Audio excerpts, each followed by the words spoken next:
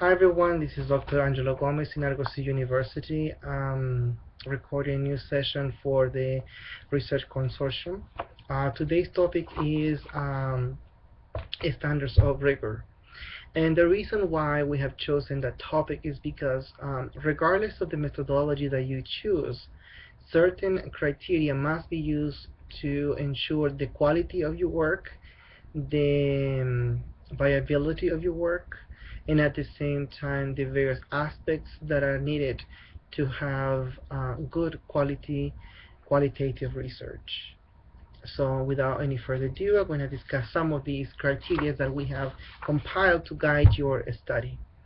The first concept is positionality, that could be defined as the relationship of the researcher with those that participate in the study, the phenomenon under the study, and the findings of those inquiry.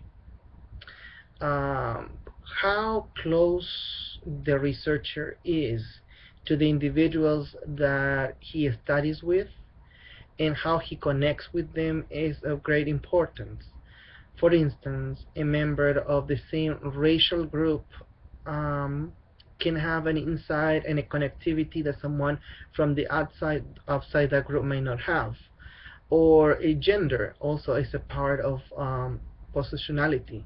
For instance, a male researcher studying the health issues of women, while he may have all the training and the capacity to understand women's health issues, the personability, the position in which she comes from as a male might hinder some of the participants who may not feel comfortable disclosing certain aspects of their health or their life. Also, the closeness and the relationship of the researcher with the phenomenon, coming from a political point of view that may be favorable or unfavorable towards the study. The other notion is how it is perceived to study such phenomenon. A person with coming from a high socioeconomic status and dressed in a certain fashion, going to do a study in an area of low SES, for instance, might not enhance his or her connectivity, his or her connection with the phenomenon that he decides to study. And the last one is the findings. For instance, a person who speaks a language or doesn't speak the language of the participant and who needs to resort to interpreters might lose a lot of information. And also the use of a third party may feel compelled, motivated, or um, prone to modify, beautify, or alter the questions, the tone or the voice of those questions from the researcher towards the participants. So positionality is not only the researcher with the phenomenon, but the researcher with the participants and the researcher with the phenomenon under study. Another sub-caveat to the notion of positionality refers to something that I read in Van Manen that has to do with the four existentials. And these are spatiality, which refers to the space where an event takes place, in this case a phenomenon. A person studying a phenomenon such as a natural disaster, at the moment the natural disaster or shortly after that has taken place, may collect certain information that could be reactive instead of reflective towards the phenomenon.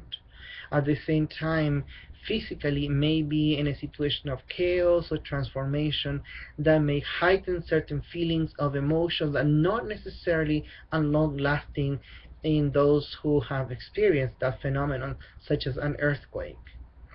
The other aspect of fundamental, because these are four, is corporality. Physically, we perceive things through our bodies and in our bodies, and we are understood based on the body that we have. The things that we say are filtered through the way we look. A person who may be, for instance, visually impaired, one may have heightened or highly sensitive other senses. That is one sense that is missing. And somehow, if they have been born with that condition, may not have the same emphasis that another person who is uh, who is not visually impaired may see, perceive, or able to describe. A person who has problem of mobility might not be able to collect information in the particular site where things that happened, because he or she might not be able to access those locations. Another one of the fundamentals refers to temporality. When an event takes place, somehow changes. There are times, historical moments, with certain events are very considered very favorable or observed with optimism, but the same phenomenon years from that time might have a completely different effect on the population. For instance, um, uh, investigating the experience of an individual who has been tortured. At the moment of the torture, the pain, the sorrow may be very vivid and may be very threatening. Whereas years from that time, a sense of justice or a sense of revenge might be more heightened. Therefore, the information collected from the participants who have experienced torture might change years later. And finally, relationality. And relationality refers to what I've said before, the relationship with the study, the topic of the study, the relationship with the phenomenon of the study, and the relationship with the participants.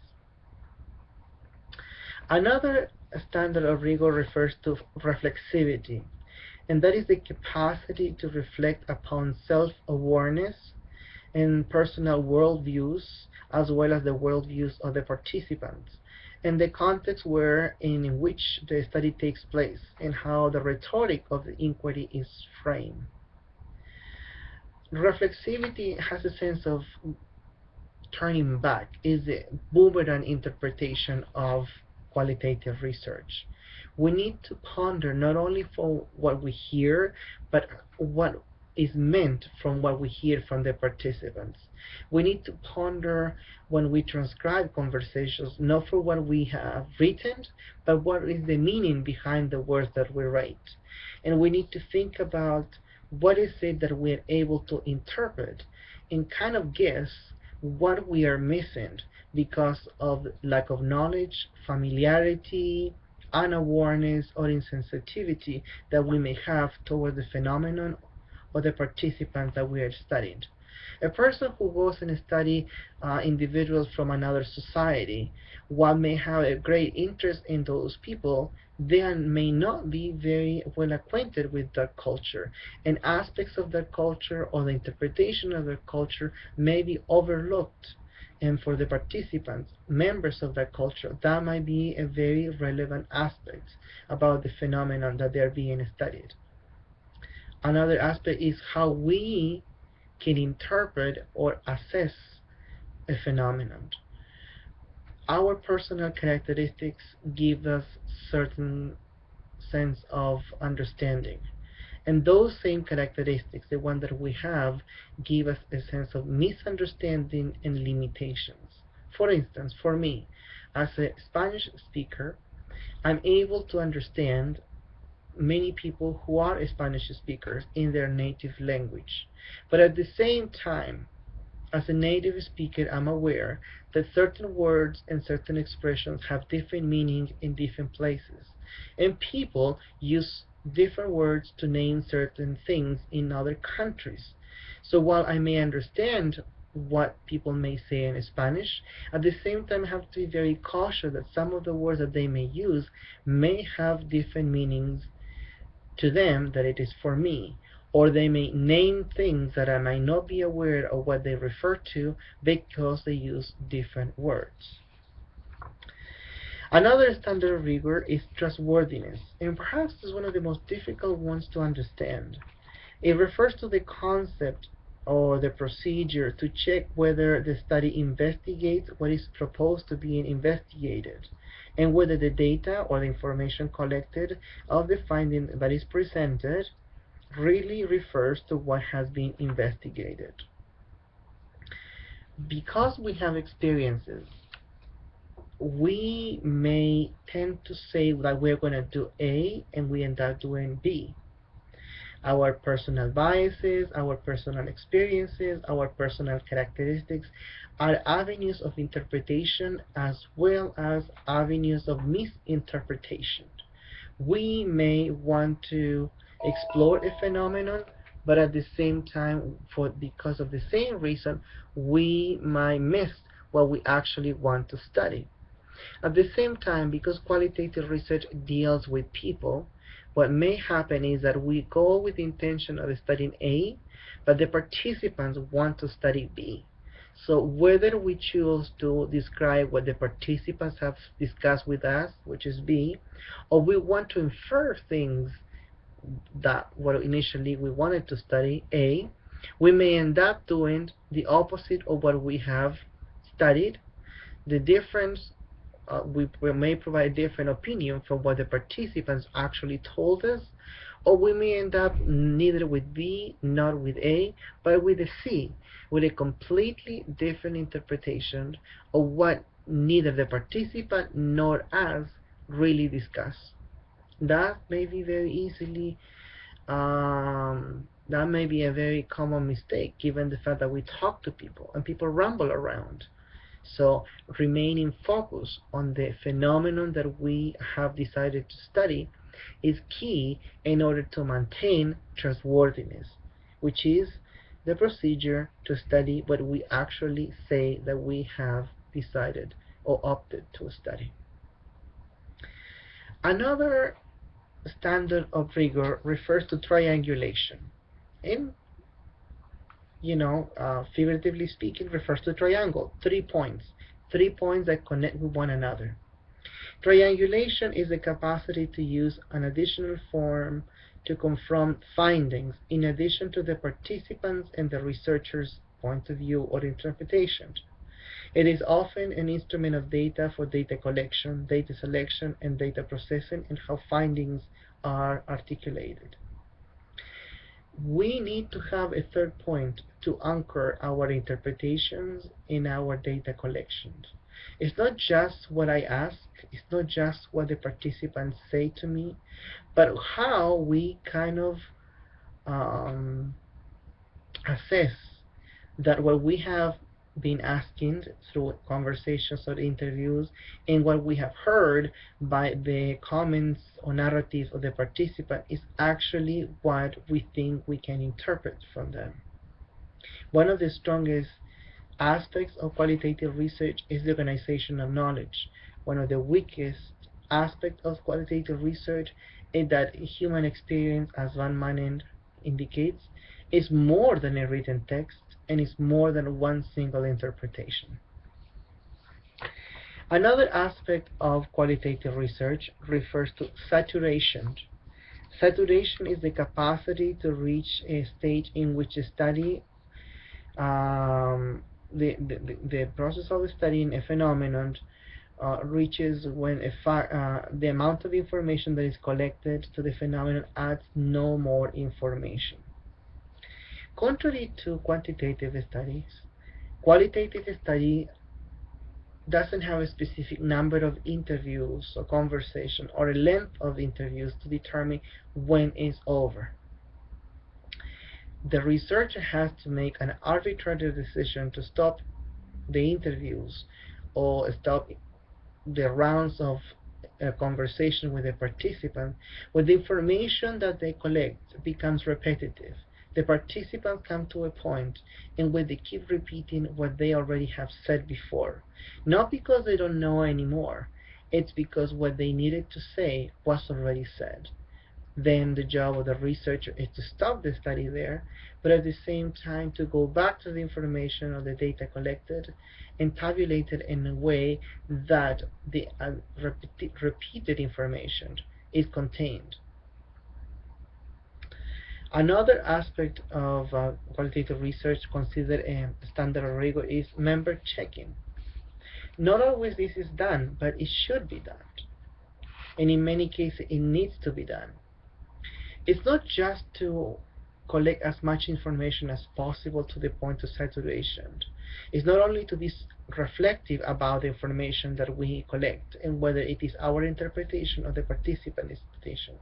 It's not only important to check that we really ask what we intended to ask, or to check the positionality, what is my position to the topic, to the phenomenon, and the participants, but also, and it should be in most cases, the the member check-in, which means that the researcher takes back the study, the findings or their narrative to the participants, and he presents it to them as a way to double check that they agree not only on what he decides to share, but how the information is conveyed, how the information is actually presented to an external reader. Another aspect of qualitative research, in many studies fail to do this, and it's vital what makes a study qualitative versus a non-qualitative study.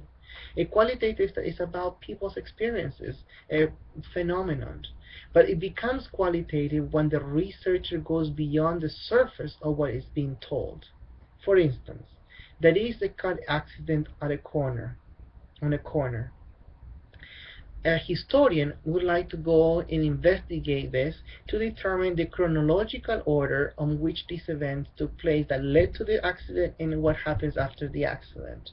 His final project would be to organize chronologically the events. A policeman may show up at the scene of the crime, which in this case is a car accident, and he's not interested necessarily in when it happened and how it happened. Those things serve him to determine liabilities, who is the guilty party and who are the affected people, and in the case somebody needs medical attention, if that such a need is present. A qualitative researcher would go to a scene and not care necessarily about the findings of the chronological order which the events took place, or finding the guilty parties to take them to jail or detain them, but rather will be interested in what are the implications of that accident, how that accident affects people's life, what effect that accident has for the pedestrian, for the drivers, or for the people in the city, the policeman or the administrators, or if it's rush hour, how it changes the traffic during that time. So the notion of problematization is not to make problems, but rather to go deeper into the layer of understanding of a human lived experience. Another aspect of academic rigor has to do with methodological congruence. Very commonly, studies are labeled one way, but they are something completely different. There are characteristics that a study needs to fulfill in order to be a case study. Not necessarily just to be called a case study, but what a case study entails. There are characteristics about a phenomenological study, and there are different kinds of phenomenology. But certain things are essential for, like the essences of an experience, are unique to phenomenology. Or if we talk about grounded theory, the creation of a theory or a model that explains a human lived experience is the main characteristic of grounded theory. So not only a researcher needs to say what the methodology and approach um, he chooses to use for the study, but at the same time the criteria that make the study such type of a study. Another aspect of qualitative research that needs to be considered is overextension. Sometimes some researchers interview 5 to 10 people, and the validity of those experiences it's real. For those people, maybe if you do a good job interpreting the information that you're given and are entrusted by the participants, regardless of what the experience is or how the experience is perceived, there might be an error or overextended that information.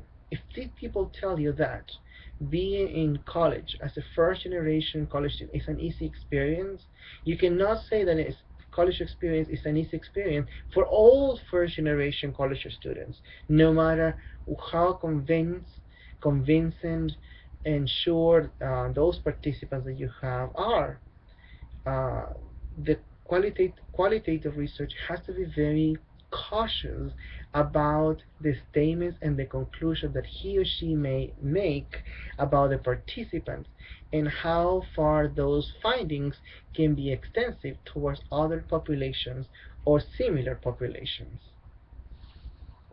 Another aspect of qualitative research has to do with attrition, the loss of participants, the loss of data. Not only a study is always vulnerable to the loss of those who we we collect, we gather, or we invite to participate in qualitative study, but also the data that we have about study may be lost because we don't ask the appropriate questions, because we don't engage with the participants properly, or because we don't gather enough information to make the assertions that we need, and then we lose certain aspects of the meaning of the human experience. Another aspect of academic rigor is standards of rigor is intrusion, which refers to the procedure protocol to oversee how a study may affect the participants during the study. This is an ethical concern too.